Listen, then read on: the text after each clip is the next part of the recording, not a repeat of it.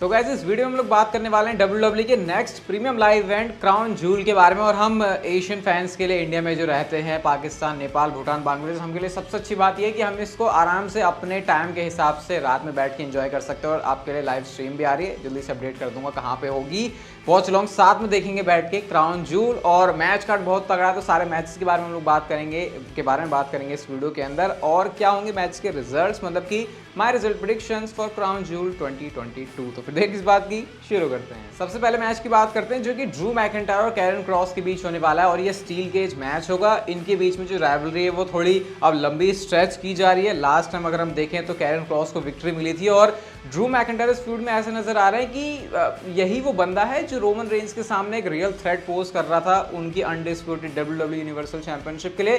तो अभी तक तो मैं ये कह रहा था कि क्योंकि कैरन क्रॉस राइजिंग सुपरस्टार है WWE के अंदर, तो ड्रू मैकिंटायर के सामने जीत के शायद उनका जो कद है वो बढ़ सकता है। लेकिन अब बात उस लेवल पे पहुंच चुकी है कि ड्रू मैकिंटायर के हारने से उनका ही कद छोटा होगा। आई होप मैं बना रहा हूँ बात होगा।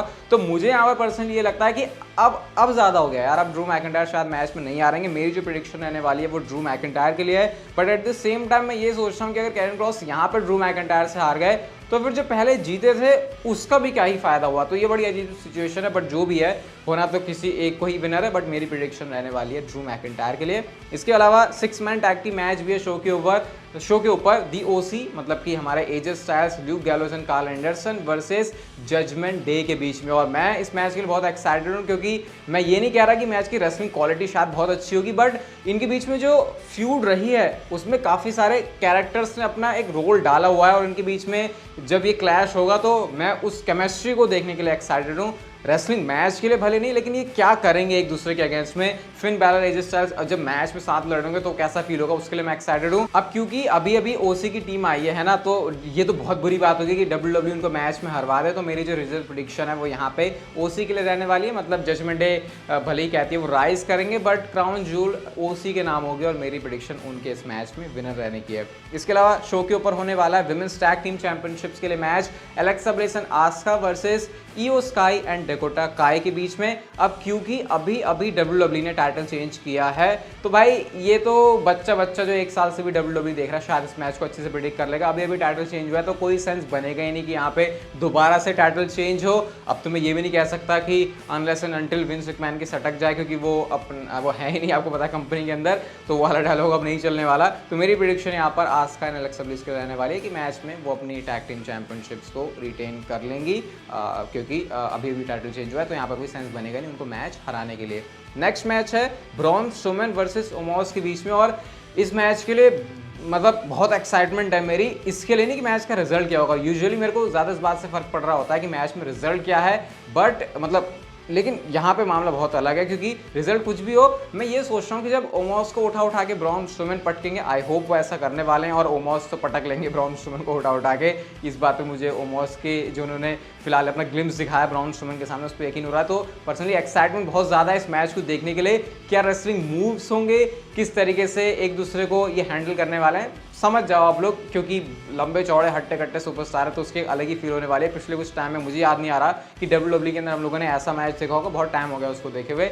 बट जहाँ तक इस मैच के रिजल्ट की बात है तो मुझे लगता है इस मैच में monster among man, monster of all monsters Braun Strowman जीतने वाले हैं। लेकिन अभी इसको मैं किसी और चीज़ से लिंक करने वाला हूँ। अभी फिलहाल के लिए प्रेडिक्शन में ब्रॉन स्ट्रोमैन आपको बता रहा हूँ, लेकिन अभी इसके बारे में थोड़ी देर में आपसे और बात करूँगा। बट अगर सिंपल सिनेरियो है तो फिर ब्रॉन स्ट्रोमैन की विक्ट्री इस मैच में होती हुई मुझे नजर आ रही है। रॉ वुमेन्स चैंपियनशिप के लिए मैच है बियांका बिलेयर वर्सेस बेली के बीच में। और ये होने वाला है last women standing match. Usually last man standing match कहने की आदत है, ये विमेन वाला चीज़ WWE यूजुअली करती नहीं, बट ट्रिपल एच है कंट्रोल में तो इसलिए ये चीज़ हो रही है। शायद ये दूसरा लास्ट विमेन स्टैंडिंग मैच है अगर मैं गलत नहीं हूँ तो। इससे पहले मैच में शायद शार्लेट फेयर इन्वॉल्व थी, बाकी आप लोग मुझे बता सकते हो क्या था। अब मैच में फिर वही बात है, इसको देखो लिंक कर सकते हो आप लोग विमेंस टैग टीम चैंपियनशिप के मैच से, क्योंकि वहां पे आस्का एंड एलेक्सा ब्लिस को विक्ट्री दे दी है। और कहीं ना कहीं ये जब सेम पेज के ऊपर होते हैं तो एक फैक्शन की तरह दिखाई देते हैं मुझे। तो ये काफ़ी अजीब होगा कि बेली की डैमेज कंट्रोल की 2 बंदियों को तो चैंपियनशिप लुटवा दी और बेली को जितवा दी, तो फिर मुझे अब यहाँ पे सेंस बनता हुआ दिखाई नहीं दे रहा। अगर टाइटल चेंज नहीं होता विमेंस टैग टीम चैंपियनशिप के मैच में तो मैं कहता कि नहीं, शायद तीनों के पास चैंपियनशिप आ सकती है, बट अब मुझे वो कहने का भी रीज़न नहीं छोड़ा है WWE ने अपने पास में। अजीब है सोचना कि बेली आई हैं वापस और उनकी इस तरीके से बुकिंग हो रही है, बट मेरी प्रेडिक्शन यहाँ पर बियांका बिलेयर के रहने वाली है। हालांकि इस मैच में मैं शॉक होने के लिए तैयार हूँ अगर बेली कुछ सरप्राइज करते हुए, फैंस को शॉक करते हुए मैच में विक्ट्री ले लें और बन जाए आपकी नई रॉ वुमेन्स चैंपियन। बट फिलहाल मेरी प्रेडिक्शन रहने वाली है इस मैच के अंदर बेली के लिए कि नहीं, बियांका बिलेयर के लिए कि वो इस मैच में जीत जाएंगी। इसके अलावा undisputed WWE tag team champions दी ऊसोस अपनी चैंपियनशिप को डिफेंड करेंगे अगेंस्ट ब्रॉलिंग ब्रूट्स। अब यहाँ पे सिंपल सी बात है, इस ब्लड लाइन के अंदर चैंपियनशिप रहेगी या फिर नहीं, उसके लिए ये इस सब चीज़ें आपस में लिंक है। अगर रोमन के पास चैंपियनशिप है तो ऊसोस के पास चैंपियनशिप है, अगर ऊसोस के पास से चैंपियनशिप जाती है तो एक हिंट होगा कि रोमन रेंज के पास से भी चैंपियनशिप जा सकती है। रोमन रेंज चैंपियनशिप हारे तो फिर ऊसोस भी चैंपियनशिप हार सकते हैं। सभी तार जो आपस में कनेक्ट हैं, बट फिलहाल मुझे ब्रॉलिंग ब्रूट सही में ऐसा कोई थ्रेड पोज करते हुए नजर नहीं आ रहे हैं ऊसोस के सामने, और अभी काफ़ी बढ़िया चल रहा है इनका कैरेक्टर। और अगर सैमी ज़ेन आए हैं सऊदी अरबिया के अंदर तो मज़ा आएगा काफ़ी देखने में ऊसोस और सैमी ज़ेन को, और सोर्स को अगर साथ में आते हैं तो इस मैच में मेरी जो प्रेडिक्शन है वो ऊसोस के लिए रहने वाली है कि वो अपनी अनडिस्प्यूटेड टैग टीम चैंपियनशिप्स को रिटेन कर लेंगे, और शायद ये WWE का एक सही डिसीजन भी होगा। इसके बाद मैच आता है भाई, बहुत ज़्यादा एक्साइटमेंट है इसकी, तो Brock Lesnar versus Bobby Lashley के बीच में। और मेरे ख्याल से ये वो मैच है ना जो शायद हमको पहले मिल जाना चाहिए था, इससे पहले जो इन्होंने मैच किया है। मतलब वो वैसा नहीं था जैसा होना चाहिए था, अब वैसा होगा जिसको ड्रीम मैच कहा जाता है। ड्रीम मैच हो गया तो शायद इसलिए इस मैच की जो वैल्यू है थोड़ी सी कम हो गई है, बट आई थिंक ये वो चीज़ है जो कि फैंस पहले देखना डिजर्व करते थे। मेरी नज़र में ये राइवलरी, ये पूरी फ्यूड है जो भी अब तक चला है बहुत बढ़िया है। अब ये मैच में जब तो हैवीवेट्स ऐसे कोलाइड करेंगे यार, क्या मज़ा आएगा रिंग में। सेम टाइम पर Brock Lesnar Bobby Lashley match के लिए है, वही मेरे लिए बिल्कुल ऐसे ड्रीम सिनेरियो जैसा लगता है। तो मैं एक्साइटेड हूँ काफ़ी इस मैच के लिए।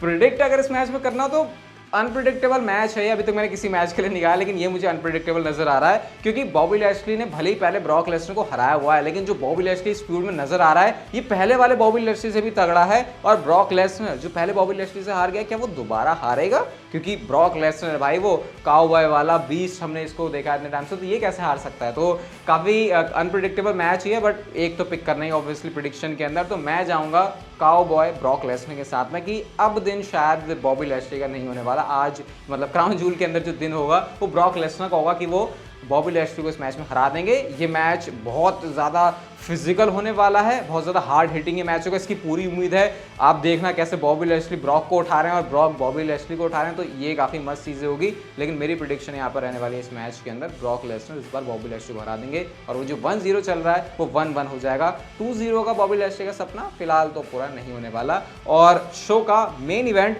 अनडिस्प्यूटेड WWE यूनिवर्सल चैंपियनशिप के लिए Roman Reigns versus Logan Paul. अब ये मैच, अभी मैंने कहा कि इससे पहले वाला अनप्रिडिक्टेबल है, ये बहुत सारे फैंस की नज़र में एकदम प्रिडिक्टेबल सा है। कोई चांस ही नहीं बनता कि लोगन पॉल इस मैच के अंदर जीतने वाले हैं। लोगन पॉल वो बंदा भी नहीं है जो WWE के साथ शुरू से जुड़ा हुआ है, सिर्फ सोशल मीडिया में एक अपनी पावर की वजह से वो WWE के अंदर एंटर किया। नो डाउट रेसलिंग स्किल बहुत ज़्यादा अच्छी है, वो जितना इतने कम टाइम में कोई बंदा करेगा उससे ऑलरेडी 10 टाइम्स आगे निकल चुके हैं। प्रोमोस के ऊपर काम करने की ज़रूरत है, वो भी धीरे धीरे टाइम के साथ चीज़ें हो जाएंगी। बट मानना काफ़ी हद तक फैंस का सही है कि रोमन रेंस के सामने लोगन पॉल का क्या ही चांस बनता है कि वो चैंपियनशिप को जीतेंगे। बट यहाँ पर कुछ ऐसे अलग फैक्टर हैं जो कि काम कर सकते हैं। मेरी प्रेडिक्शन आपको बताता हूँ इस मैच में है रोमन रेंस के लिए कि अनडिस्प्यूटेड चैंपियनशिप को सक्सेसफुली रिटेन कर लेंगे। लेकिन कौन से आउटसाइड फैक्टर है जिसमें इफेक्ट डाल सकते हैं? सबसे पहले जेक पॉल जो कि आ रहे हैं लोगन पॉल के साथ में, उनका हो सकता है इस मैच में कोई बहुत बड़ा रोल हो। ब्लड लाइन ने अगर साथ में असिस्ट नहीं किया रोमन रेंस को तो प्रॉब्लम्स खड़ी हो सकती है।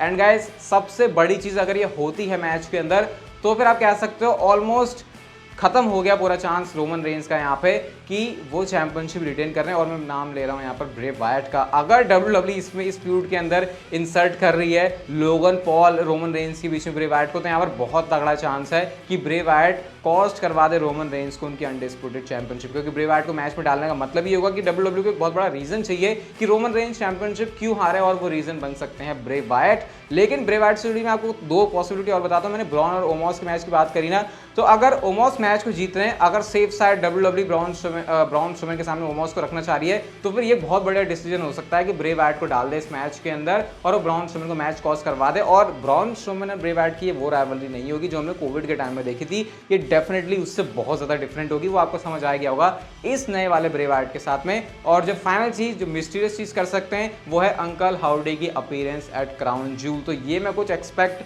कर रहा हूँ, सरप्राइजिंग चीज़ें जो शायद क्राउन जूल से हो सकती हैं। लेकिन ब्रे वाइट क्या कर रहे हैं क्राउन जूल के ऊपर, उसका हो सकता है ना सिर्फ उनके ऊपर बल्कि और स्टोरी लाइन के ऊपर भी काफ़ी असर पड़े। बाकी लाइव स्ट्रीम वॉच अलॉन्ग साथ में हम लोग क्राउन जूल को देखेंगे, तो उसकी अपडेट के लिए स्टे ट्यून्ड रहना। ये वीडियो अच्छी लगी तो like share subscribe notification bell को ऑन कर दो and see you guys in my next video.